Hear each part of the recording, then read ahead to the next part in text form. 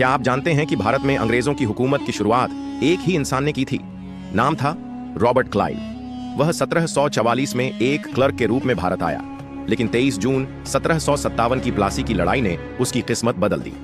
नवाब सिराजुद्दौला को हराकर क्लाइव ने बंगाल पर नियंत्रण हासिल कर लिया। इसके बाद उसे बनाया गया बंगाल का पहला ब्रिटिश गवर्नर। रॉबर्ट क्लाइव का पहला कार्यकाल था 1757 से 1660। इस दौरान वह बंगाल का गवर्नर रहा और उसने अंग्रेजी सत्ता की जड़ें मजबूत की।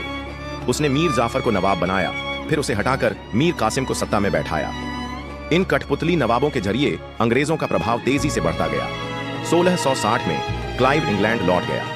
उसके बाद हेनरी वेंसिटार्ट को बंगाल का गवर्नर बनाया गया, जिसका कार्यकाल रहा 1660 से 1665। लेकिन मीर कासिम और अंग्रेजों के बीच संघर्ष बढ़ा और बक्सर की लड़ाई 1664 हुई। हालात को संभालने के लिए रॉबर्ट क्लाइव 1665 में दोबारा भारत लौटा।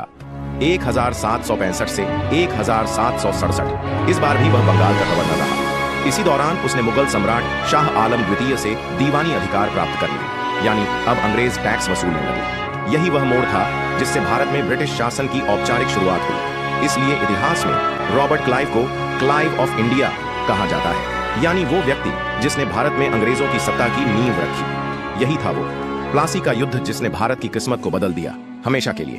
अगर प्लासी ना हारते तो शायद भारत कभी गुलाम ना होता।